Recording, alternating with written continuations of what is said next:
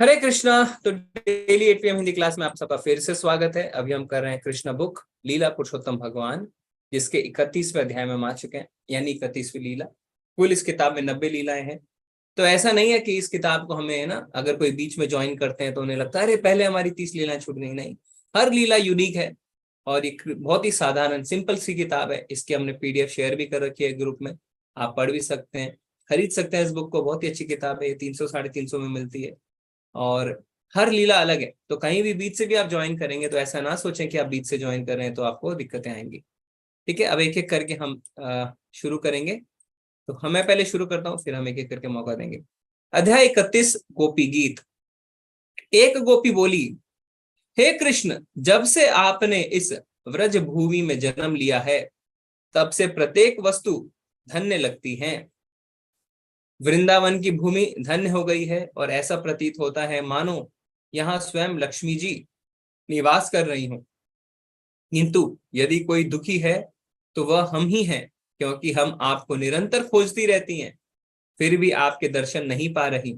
हमारा जीवन आप पर ही आश्रित है, अतः हमारी प्रार्थना है कि आप पुनः हमारे पास आ जाएं। तो हमने देखा किस तरीके से भगवान अंतर ध्यान हो गए, वहां से चले गए, क्योंकि गोपियों को थोड़ा सा क्या अहम आ गया था, प्राइड आ गया था, अहंकार आ गया था। उन्हें लगा हम स्पेशल है कि भगवान हमारे साथ रास लीला कर रहे हैं। तो तुरंत भगवान वहां से चले जाते हैं, क्योंकि भगवान को अपने भक्तों में जरा सा भी अहंकार पसंद नहीं है।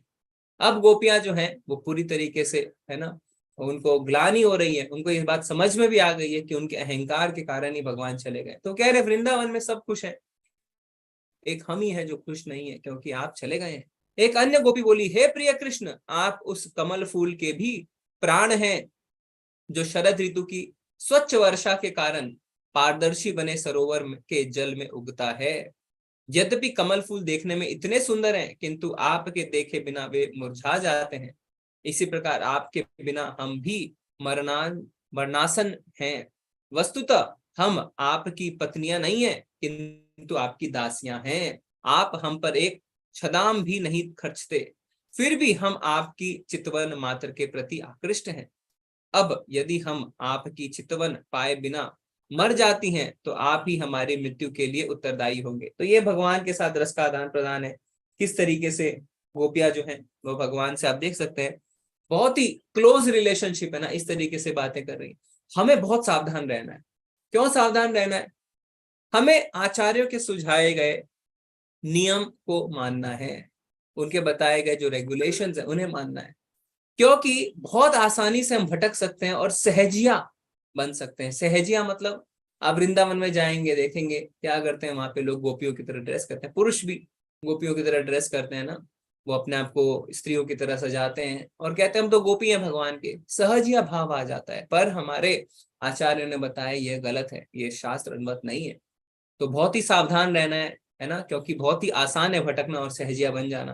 पर हमें क्या करना है, हमें भगवान के नियम और जो रेगुलेशंस, जो रूल्स एंड रेगुलेशंस बताए गए हैं, आचार्य ने बताए हैं, उन्हें हमें फॉलो करना है। क्या है? सुबह मंगल आरती अटेंड करनी है, उसके बाद 16 माला का जप करना है, एकादशी व्रत करना है, 4 नियमों का पालन करना है। इस तरीके से जो हमें बताए गए हैं नियमों का, कानून का पालन करना चाहिए। नहीं तो क्या होगा, हम भटक जाएंगे और बहुत ही आसानी से हम भी सहजिया बन जाएंगे। अब यदि हम आपकी चितवन पाए बिना मर जाती हैं तो आप ही हमारी मृत्यु के लिए उत्तरदायी होंगे। स्त्रियों का वध महान पाप है, और यदि आप हमें देखने नहीं आते और हम मर जाती हैं तो आपको इस पाप का फल भोगना पड़ेगा। ठीक है, अतः कृपया करके हमें देखने आ जाइए। आप यह ना सोचें कि केवल अस्त्र शस्त्र से ही कोई मारा जा सकता है, हम तो आपके अभाव में मरी जा रही हैं। आपको सोचना चाहिए कि आप स्त्रियों के वध के लिए किस प्रकार उत्तरदायी हैं। हम आपके प्रति सतत कृतज्ञ हैं, क्योंकि आपने हमारी कई बार रक्षा की है। आपने यमुना के विषैले जल से, कालिया सर्प से, बकासुर से, इंद्र की मूसलाधार वर्षा तथा उसके कोप से, दावाग्नि से तथा अन्य अनेक दुर्घटनाओं से हमें बचाया है। आप सबसे महान तथा सर्वशक्तिमान हैं। यह आश्चर्य की बात है कि आपने हमें अनेक संकटों से बचाया है, किंतु हमें आश्चर्य हो रहा है कि अब इस अवसर पर आप हमारी उपेक्षा क्यों कर रहे हैं। तो आप देखिए, भगवान अपने भक्तों से बड़ा स्नेह करते हैं ना। भगवान कहते भी हैं, सूर्यदम सर्वभूतानाम, मैं सबों के लिए समान हूं, मैं सबों का हितैषी हूं। और भगवान ये भी कहते हैं कि मैं अपने भक्तों का मित्र हूं और वो भी मेरे मित्र हैं। पर भगवान को अहंकार बिल्कुल पसंद नहीं है। तो हमने पिछली कक्षा में भी डिस्कस किया था कि कोई भक्त अगर सेवा करता है, सेवा का अहंकार लेता है ना, मैं सबसे अच्छा बुक डिस्ट्रीब्यूटर हूँ, मैं सबसे अच्छा कुक हूँ, मैं सबसे अच्छा एडमिन संभालता हूँ, मैं सबसे अच्छा कीर्तन करता हूँ, इस अहंकार को भगवान फिर टिकने नहीं देते हैं, क्योंकि भगवान का उस भक्त के प्रति फिर भाव बदलता है। और ये भगवान हमारी भलाई के लिए कर रहे हैं, क्योंकि जब तक हम शुद्ध नहीं होंगे पूरी तरीके से, हम भगवत धाम में प्रवेश नहीं कर सकते। और इस तरीके से जैसे आप देख रहे हैं यहाँ पे गोपियों का जो भाव है, वो भगवान को कह रहे हैं आप उत्तरदायी होंगे, हमें इनका अनुकरण नहीं करना है, हम नहीं कर सकते अनुकरण। तो अभी जब हम मंदिर में थे तो वहां पे बहुत सीनियर डिवोटीज से बात हुई, तो कहते हैं कि भगवान को हमें कभी भी किसी बात का दोष नहीं देना चाहिए। हम क्या करते हैं, दुखों में दोष देने लगते हैं, आपके कारण ऐसा हुआ, आपके कारण, ये गलत है। सब कुछ हमारे कर्मों के कारण है, इस बात को हम जानते हैं। हम अगर भगवान के प्रति कुछ भाव रखें तो वो कृतज्ञता का भाव ही होना चाहिए। हे भगवान, बहुत बहुत धन्यवाद, आपने हमारे जीवन में दुख दिए, क्योंकि अगर आप ऐसा नहीं करते तो शायद ही हम आपकी भक्ति की ओर बढ़ते, शायद ही हमारे मन की शुद्धि होती। ये हमारे कर्म के फल हैं, आपने तो थोड़े में सल्टा दिया, हम तो इससे ज्यादा के लायक हैं। ऐसे भाव से हमें करना है, कभी भी भगवान को हमें दोष नहीं देना है। गोपियों का अनुकरण हम नहीं कर सकते। हे सखा, हे कृष्ण, हमें भली भांति ज्ञात है कि आप माता यशोदा अथवा नंद महाराज के पुत्र नहीं हैं, आप तो श्री भगवान तथा समस्त जीवों के परमात्मा हैं। आप अपनी अहेतु की कृपा से इस संसार की रक्षा करने के लिए ब्रह्मा जी की प्रार्थना पर अवतरित हुए हैं। यह तो आपकी कृपा ही है कि आप यदुवंश में प्रकट हुए हैं। तो ऐसा क्यों कह रहे हैं ब्रह्मा जी की प्रार्थना? क्योंकि अगर आपको याद हो, जब ये किताब हमने शुरू करी थी तो भूदेवी क्या करती हैं, वो जाती हैं, क्या कहती हैं, वो कहती हैं कि मुझे अपने जो भार है इस धरती पे, जो पाप है, उससे मुक्त करो। तो फिर सारे देवी देवता मिलकर भगवान के पास जाते हैं और ब्रह्मा जी के हृदय में भगवान क्या भेजते हैं, मैसेज भेजते हैं, संदेश भेजते हैं कि मैं प्रकट होऊंगा। इसलिए लिखा है ब्रह्मा जी की प्रार्थना पर अवतरित हुए हैं, यह तो आपकी कृपा ही है कि आप यदुवंश में प्रकट हुए हैं। हे यदुकुल श्रेष्ठ, यदि कोई इस भौतिक जगत से डर कर आपके चरण कमलों की शरण ग्रहण करता है तो आप कभी उसकी रक्षा करने से इनकार नहीं करते। भगवान कहते हैं कि जो मेरी शरण में आता है मैं सबको स्वीकार करता हूँ, और कोई भी भगवान की शरण में जा सकता है। ऐसा नहीं है ना कि जिसने खाली अच्छे कार्य किए, पुण्य कार्य किए, जो पाप भी कर चुका है वो भी भगवान की शरण में जाता है। भगवान भगवत गीता में कहते हैं कि कोई जघन्य से जघन्य अपराधी भी क्यों ना हो, वो भी मेरी शरण में आ सकता है, और अगर वो ऐसा करता है तो उसे साधु मानना चाहिए। आपकी चाल रमणीक है तथा आप स्वतंत्र हैं। आप एक हाथ से देवी लक्ष्मी का स्पर्श करते हैं और दूसरे से कमल का फूल लिए रहते हैं। यह आपका अलौकिक स्वरूप है, अतः आप कृपया करके हम सबके समक्ष आइए और हाथ में कमल पुष्प धारण करके आशीर्वाद दीजिए। ठीक है, आगे कौन पढ़ेंगे? अंकिता माता जी, हरे कृष्णा। हरे कृष्ण प्रभु जी। जी माता जी। हे कृष्ण, आप वृंदावन वासियों के समस्त भाइयों के हर्ता हैं। आप परम शक्तिमान वीर हैं और हम जानती हैं कि आप अपनी सुंदर मुस्कान से ही अपने भक्तों के वृथा गर्व को और तथा हम जैसी स्त्रियों के गर्व को भी खंडित कर सकते हैं। हम मात्र आपकी दासियां हैं, अतः कृपा करके अपना कमल सरीखा सुंदर मुखड़ा दिखाकर हमें अंगीकार कीजिए। जी, तो यहाँ पे हम क्या देख रहे हैं कि गोपियां भगवान से कह रही हैं पुनः प्रकट हो। मान लीजिए भगवान हमारे आगे प्रकट हो जाते हैं, ठीक है, मान लीजिए, तो हम सब क्या करेंगे? क्या करेंगे आप? कोई बताना चाहता है? अगर आपके आगे भगवान प्रकट हो जाते हैं आप क्या करेंगे? आपने कभी सोचा है? हरे कृष्णा प्रभु जी। जी माता जी। प्रभु जी, हमें तो लगता है कि अगर ऐसा होगा तो कोई सब लोग इतने भावुक हो जाएंगे और अब शायद कुछ बोल ही नहीं पाएंगे अगर भावुक हो भगवान जाएंगे ना? प्रकट आपको हो क्या, तो। कैसा भावना, किस प्रकार की भावना रहेगी आपकी?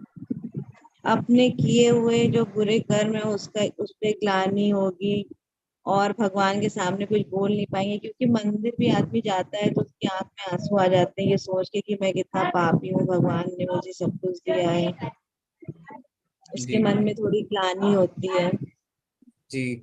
मेरे प्रभु जी, मुझे लगता है अगर भगवान हमारे सामने प्रकट होंगे, भगवान का इतना सौंदर्य है, शायद हम इस आंखों से देख ही नहीं पाए, शायद हम अपने प्राण ही छोड़ दें। ओके, ठीक है, और किसी को हरे क्या लगता है? जी हरे कृष्णा प्रभु जी। जी माता जी, प्रभु जी, अगर भगवान सामने आए हम तो उनको सिर्फ देखते ही रहेंगे। देखते रहेंगे। ठीक है, और किसी को क्या लगता है? भगवान प्रकट हो गए, अब क्या करेंगे? प्रभु जी हरे कृष्णा। जी माता जी। देखिए, जब हम वृंदावन जाते हैं या भगवान के धाम जाते हैं ना, तो मूर्ति देख के ही हम लोग भाव विभोर हो जाते हैं, रोने लगते हैं, आंखों से अश्रुधारा बहती है। और यदि वो सामने आ गया तो खुद तो सोच ही नहीं सकते कि हम इस जन्म उनको देख सकते हैं, क्योंकि हमें तो वो आंखें ही नहीं मिली हुई। हम्म, ठीक है। तो अभी क्या है? प्रभु जी, अभी जी नासा ने वो राम जी की वो डिजाइन की थी ना पिक्चर, उसमें वो एक प्रभु जी ने ही बताया था कि राम जी इतने सुंदर है, वो उनको डिस्क्राइब ही नहीं कर सकते। अगर हम उनको वो डिस्क्राइब कर पाए, हम तो शायद उसके अलावा कुछ और देख ही नहीं सकते, क्योंकि राम जी इतने सुंदर है ना, उनके बाद कुछ देखने को बचता नहीं है। तो वो बता रहे थे कि कोई भी भगवान को मतलब इमेजिन नहीं कर सकता, वो कितने सुंदर है, कितने आकर्षक हैं। जी माता जी, ठीक है, धन्यवाद। तो क्या है कि अगर हम देखें, अगर हम शांत मन से सोचें कि वास्तव में, अंकिता माता जी आप अनम्यूट कर सकते हैं, हाँ सॉरी, कि अगर भगवान हमारे सामने आ जाए तो हम वास्तव में क्या करेंगे? तो आप देखेंगे कि आपको लगेगा हम लायक ही नहीं है कि भगवान हमारे आगे आए, हम इस लायक है नहीं। हम कहते हैं कि भगवान दर्शन दीजिए, भगवान प्रकट होइए, भगवान मुझे आपको देखना है। और वास्तव में इसी क्षण अगर भगवान आपके आगे प्रकट हो गए तो हम ग्लानि में, है ना, ग्लानि में डूब जाएंगे कि भगवान हम तो इस लायक ही नहीं है कि आप हमें दर्शन दें। हाँ कि ना? हम लायक ही नहीं है, जैसे माता जी कह रहे हैं। हम सोचेंगे हम तो इतने बड़े पापी हैं, आपने हमें दर्शन कैसे दे दिए? ठीक है, तो हमें उस लायक बनना है पहले। नहीं तो नॉमिनिस्टर प्रभु कहते हैं अगर भगवान आ भी गए ना तो हम अंत में उनसे कुछ मांग ही लेंगे। ये हमारी प्रवृत्ति है, इतने ज्यादा हम बद हो चुके हैं कि मांगना छोड़ के हम कुछ जानते ही नहीं, कुछ नहीं जानते हैं। भगवान हमें हमारे दुखों से निकाल दीजिए, भगवान हमें हमारे पाप से छुटकारा दे। आगे हमारी सोच ही नहीं है ही नहीं कि भगवान हमें अपनी सेवा में लगा लें, है ना। भगवान हम किस तरीके से आपकी सेवा करें, किस तरीके से आपको प्रसन्न करें, ये चीज आएगी नहीं हमारे मन, क्योंकि हम उस लायक है ही नहीं। तो धीरे धीरे शुद्धि इसलिए जरूरी है, और भक्ति में धैर्य इसलिए जरूरी है, क्योंकि वास्तव में हम इस लायक ही नहीं है कि हम भगवान के दर्शन करें। तो भगवान के दर्शन करने के लायक हमें बनना है। और गोपियां यहाँ पे अधिकार से भगवान को बुला रही है, आप आए। क्यों? वो भगवान के दर्शन के लिए अपना शरीर तक छोड़ देती हैं। और हम क्या है, हम इसमें सिर्फ गलत चीजें खोजने लगते हैं, है ना। हम इसमें काम इच्छा खोजते हैं, हम इसमें रास लीला में देखते हैं अरे भगवान ने तो बहुत मजे किए, पर ये गलत भाव है। आप उनकी शुद्ध भक्ति देखिए कि अधिकार से भगवान को बुला सकते हैं, क्योंकि भगवान की सेवा छोड़ के, भगवान का स्मरण छोड़ के उनके जीवन में और कुछ है ही नहीं। और हम सिर्फ और सिर्फ अपने दुखों से छुटकारा पाना चाहते हैं, अपनी मुसीबतों से छुटकारा पाना चाहते हैं, अपने पापों से छुटकारा पाना चाहते हैं, और कुछ भी नहीं है। हम कह रहे हैं भक्ति कर रहे हैं, अगर आप सोचे तो हम सकाम भक्ति के अलावा कुछ नहीं कर रहे हैं। कहीं ना कहीं हमारे हृदय के कोने में एक भाव छिपा है, भगवान कब हम अपने पापों से मुक्त होंगे। हमारे अंदर ये नहीं है भगवान हम कैसे आपकी सेवा करें, आप हमारी सेवा से प्रसन्न तो हैं, क्या हम आपको और कुछ भोग लगा सकते हैं, किस तरीके से आप मुझसे प्रसन्न होंगे जरा बताइए। ये भाव नहीं है हमारे अंदर, नहीं है ना। यस प्रभु जी। हाँ, तो हमें भी क्या करना है, धैर्य रखना है और धीरे धीरे भक्ति में आगे बढ़ना है। शुद्धता बहुत आवश्यक है, क्योंकि हम लायक ही नहीं है कि भगवान हमारे आगे आए। ठीक है, ठीक है माता जी कंटिन्यू करिए। जी, हे कृष्ण, वास्तव में हम सब आपके चरण कमलों का स्पर्श पाकर अत्यंत कामुक हो उठी हैं। आपके चरण कमल उन भक्तों के सभी पापों को ध्वंस कर देते हैं जो आपकी शरण में आए हैं। आप इतने दयालु हैं कि साधारण पशु तक आपके चरण कमलों की शरण ग्रहण करते हैं। आपके चरण कमल लक्ष्मी जी का के भी निवास स्थान है, फिर भी आपने उनसे कालिया नाग के फनों पर नृत्य किया। हम अब प्रार्थना करती हैं कि आप हमारे वक्ष स्थलों पर अपने चरण कमल रखें, जिससे आपका स्पर्श पाने की हमारी काम इच्छा शांत हो। जी माता जी धन्यवाद। अभी हम और किसी को चांस देते हैं। जी अनिल कुमार प्रभु जी, हरे कृष्णा। हरे कृष्ण प्रभु जी, दंडवत प्रणाम। दंडवत प्रणाम। पढ़िए प्रभु जी। हे प्रभु, आपके कमल जैसे नेत्र कितने सुंदर तथा आकर्षक हैं। आपके मीठे वचन इतने मोहक है कि बड़े से बड़े विद्वान भी आकर्षित होकर आप पर प्रसन्न हो जाते हैं। हम भी आपके वाणी तथा आपके मुख एवं नेत्रों की सुंदरता से आकृष्ट हुए। अतः आप हमें अपने अमृत सदृश चुंबन से संतुष्ट कीजिए।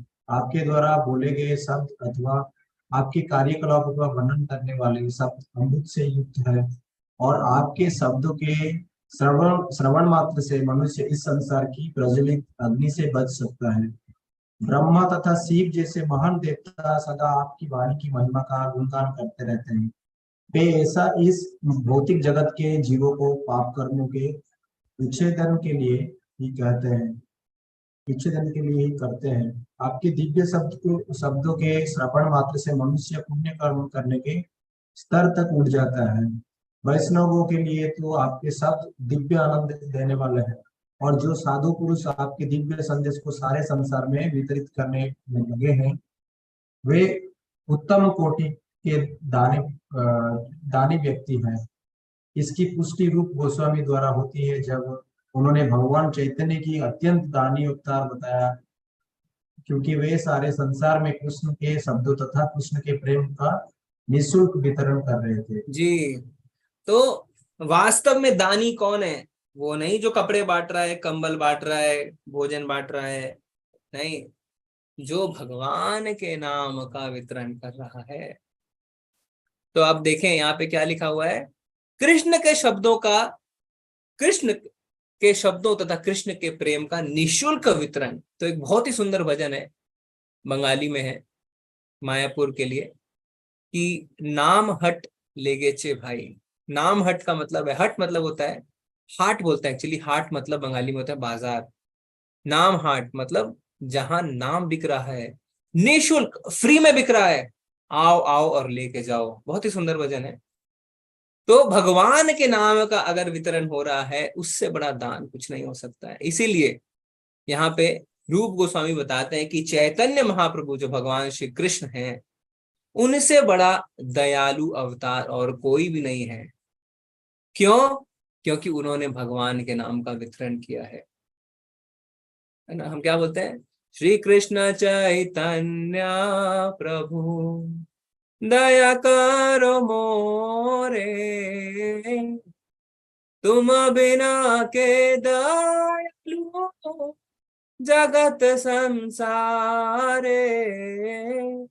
तुम बिना के दयालु जगत संसार, आपसे बड़ा दयालु और जगत और संसार में कौन है? मुझ पे थोड़ी दया करें, मुझे भी भगवान के नाम को स्वाद मिले। तो हम इस कलयुग में अगर कुछ कर सकते हैं, अगर किसी पे दया दिखा सकते हैं, अगर किसी को दान दे सकते हैं, तो उन्हें भगवान का नाम देना चाहिए। अगर हम ऐसा कर पाते हैं तो उससे बड़ा उद्धार हम उसका और कुछ भी नहीं कर पाएंगे। ठीक है जी प्रभु जी, कंटिन्यू करिए। गोपियां कहती रही है, कृष्ण आप बड़े चतुर हैं। आप कल्पना करें कि हम सब आपकी चतुरपूर्ण हंसी, आपके मोह चितवन वृंदावन में अपने साथ आपका विचरण तथा आपके शुभ ध्यान को स्मरण करके कितनी दुखी हैं। आपकी एकांत वार्ता हृदय को गुदगुदाने वाली होती थी। अब हम आपके व्यवहार के स्मरण करके संतप्त है। कृपया हमारी रक्षा करें। हे कृष्ण, आपको भलीभांति ज्ञात है कि जब आप वृंदावन गांव से गौवे चुराने के लिए जंगल में जाते थे, तो हम कितने उदास हो जाती थी। हम यही सोचकर कितनी दुखी है कि आपके कोमल चरण कमलों में शुष्क पुष्प तथा जंगल के कंकड़ गड़ रहे होंगे। हम आपके प्रति इतनी आसक्त है कि निरंतर आपके चरण कमलों का ही चिंतन करती रहती है। जी जी, धन्यवाद प्रभु जी। तो आप देख सकते हैं यहाँ पे गोपियां भगवान की कितना चिंतन, जैसे एक माँ है ना, है दोनों अलग अलग रस, पर इस रस को शायद हम समझ नहीं सकते हैं। जो माधुर्य रस में जिस तरीके से गोपियां चिंतन कर रही है भगवान का, कि आपके चरण कमलों में हो सकता है जंगल के कंकड़ गड़ रहे हों, इसी तरीके से हमारा सारा ध्यान आपके चरण कमलों पे रहता है। वास्तव में हम इसको सोच भी नहीं सकते भाव कैसा है, क्योंकि हो सकता है कि हम अपने वैवाहिक जीवन में हो, ग्रस्त हो, पर आपस में हम जिसे प्रेम कहते हैं वो प्रेम नहीं, वो काम है, लस्ट है। क्योंकि शुद्ध प्रेम जो है वो इस भौतिक जगत में नहीं हो सकता। पर थोड़ा थोड़ा अगर आप इसे समझना चाहें तो वात्सल्य रस के भाव से समझ सकते हैं। जैसे एक माँ अपने बच्चे के लिए चिंतित रहती है कि उसके पैर में कुछ कंकड़ ना गड़ जाए, यही भाव माधुर्य रस में। सोचना मुश्किल है क्योंकि हमने वो भाव कभी देखा ही नहीं, हम जानते ही नहीं है उस भाव को, इसीलिए हमें जज नहीं करना है। और जो अभी जुड़ रहे हैं लेवल 1 से, कुछ लोग हो सकता है आज जुड़े हों, है ना, शुरुआत ही आप कर रहे हैं इन अध्यायों से जिसमें हम रासलीला की बात कर रहे हैं। ये 10वें स्कंद का, श्रीमद् भागवतम के 10वें स्कंद का समरी है। तो हमें बहुत ही सावधान रहना है कि हम इस चीज का गलत इंटरप्रिटेशन ना निकालें। हाँ, हमें आचार्य ने जो कहा है उसको फॉलो करना है, अनुकरण नहीं करना है, मतलब कॉपी पेस्ट नहीं करना है, अनुसरण करना है, उनके सिद्धांतों पे चलना है। जी प्रभु जी, धन्यवाद। हरे कृष्ण। हरे कृष्णा। हम किसी और को नए को चांस देंगे ना, जो अभी तक कम पढ़ते हैं थोड़ा। अरुण सिंगला, सॉरी वो तो हाथ नहीं उठा रखे हैं। सारिका माता जी, हरे कृष्णा।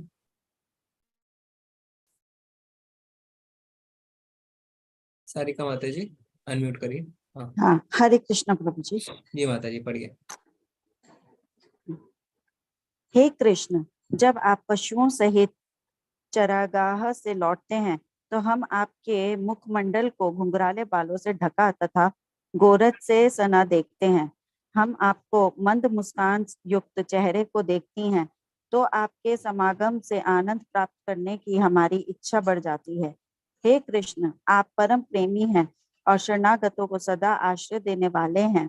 आप सबों की इच्छा पूर्ति करने वाले हैं। आपके चरण कमलों की पूजा ब्रह्मांड के सृष्टा ब्रह्मा जी भी करते हैं। जो भी आपके चरण कमलों की पूजा करता है उसे आप वरदान देते हैं। अतः आप हम पर प्रसन्न हो और हमारे वक्षस्थलों पर अपने चरण रखकर इस दुख से हमें उबारें। हे कृष्ण, हम उस चुंबन की याचना कर रही हैं जो आप अपनी बांसुरी को भी प्रदान करते हैं। आपकी बांसुरी की ध्वनि सारे संसार को और हमारे हृदय को भी मोह लेती है। अतः आप कृपा करके लौट आएं और अपने अमृत मुख से हमारा चुंबन लें। इस प्रकार लीला पुरुषोत्तम भगवान श्री कृष्ण के अंतर्गत गोपी गीत नामक 21वें अध्याय का भक्ति वेदांत तात्पर्य पूर्ण हुआ। जी जी हरे जी, कृष्ण। हरे कृष्णा हरे कृष्णा। ठीक है, हम आज शुरू कर देते हैं, हमारे पास 5-7 है। धन्यवाद माता जी। हाँ हरे कृष्णा। ललिता माता जी, हरे कृष्णा। हरे कृष्ण प्रभु जी। ये पढ़िए 32वां अध्याय शुरू करिए। अध्याय 32। कृष्ण लौटकर गोपियों के पास आते हैं। अंतर्गतवा, अब जब कृष्ण पुनः गोपियों के मध्य प्रकट हुए तो वे अति सुंदर लग रहे थे, जो समस्त ऐश्वर्य से युक्त व्यक्ति के अनुकूल था। ब्रह्म संहिता में कहा गया है, आनंद चिन्ह रस प्रतिभाविता भी। कृष्ण अकेले विशेष सुंदर नहीं लगते, किंतु जब उनकी शक्ति विशेषतः राधा रानी के रूप में उनकी लादिनी शक्ति विस्तार करती है तो वे अत्यंत भव्य प्रतीत होते हैं। शक्ति रहित परम सत्य की पूर्णता की मायावादी विचारधारा अपूर्ण ज्ञान के कारण है। वस्तुतः अपनी विभिन्न शक्तियों के प्रदर्शन के बिना परम सत्य पूर्ण नहीं है।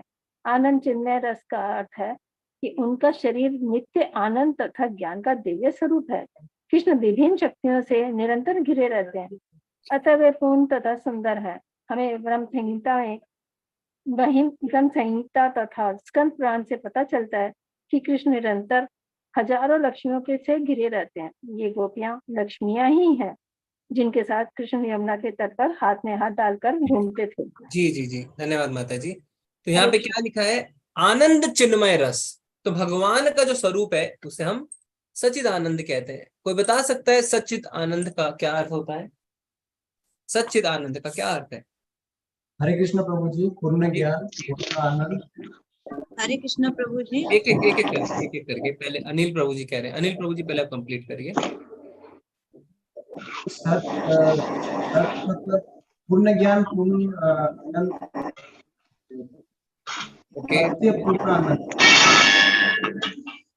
ठीक है, थोड़ा केयरफुल रहिए। हाँ, भूमिका माता जी बता रहे थे, कौन बता रहा था? नेक्स्ट बताइए।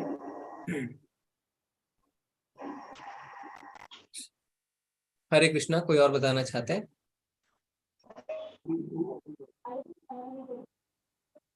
सत शब्द का क्या अर्थ होता है? सत शब्द का अर्थ क्या है? सत्य, सच सच, सत शब्द का अर्थ क्या है? सत्य, सत शब्द का अर्थ होता है शाश्वत, शाश्वत, शाश्वत, शाश्वत यानी परमानेंट। ठीक है। चित्त शब्द का अर्थ क्या है? हृदय, चुराने वाला, पूर्ण, पूर्ण ज्ञान, पूर्ण ज्ञान, और आनंद यानी पूर्ण आनंद। तो सच्चिद आनंद यानी सत यानी शाश्वत, चित यानी पूर्ण ज्ञान, और आनंद यानी पूर्ण आनंद। तो सच्चिद आनंद स्वरूप जो है भगवान का वो है शाश्वत, पूर्ण ज्ञान और पूर्ण आनंद। हमारी आत्मा का जो स्वरूप है वो भी सच्चिदानंद है, पर क्योंकि हम भौतिक जगत,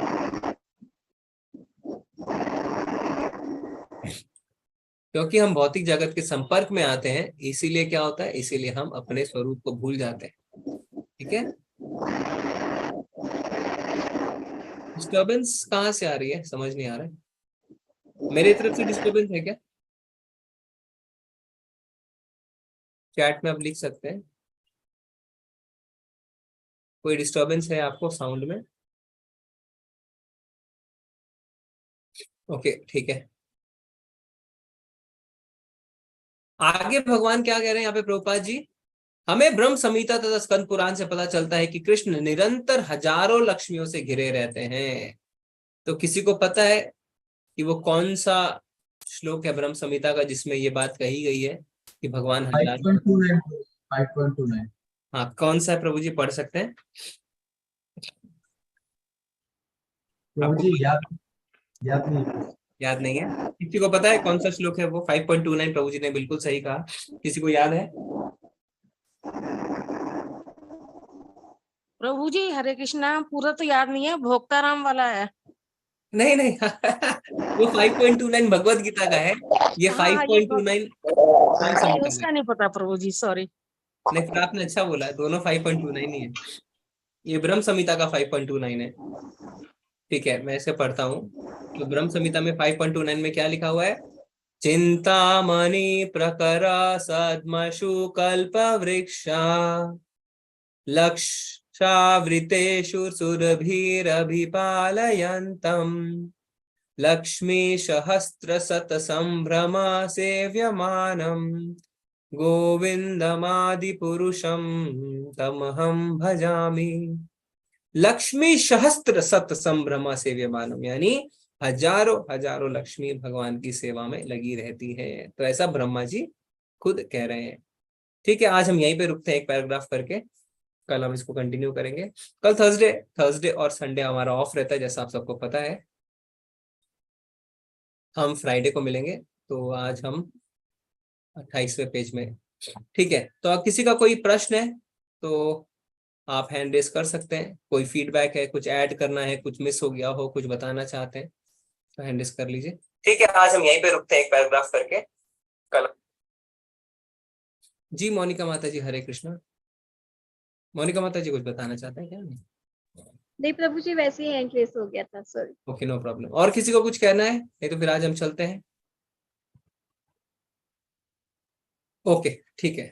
वाञ्छाकल्पतरुभ्यश्च कृपा सिंधु एव च पतितानां पावनेभ्यो वैष्णवेभ्यो नमो नमः। अनंत कोटि वैष्णव वृंद की जय, श्रील प्रभुपाद की जय। हरे कृष्णा, सभी को धन्यवाद, प्रणाम। हरे कृष्णा। हरे कृष्णा प्रभु जी, धन्यवाद हरे कृष्णा प्रभु जी। हरे कृष्णा। प्रणाम प्रभु जी। लेवल 1 हमारा भी शुरू होने वाला है 10 मिनट में। आज हम जो है 17वां अध्याय करेंगे। अगर आपके पास समय है तो आप कर सकते हैं, मैं भी चैट में लिंक डाल देता हूँ। ठीक है, हाँ। हरे कृष्ण, सभी को धन्यवाद।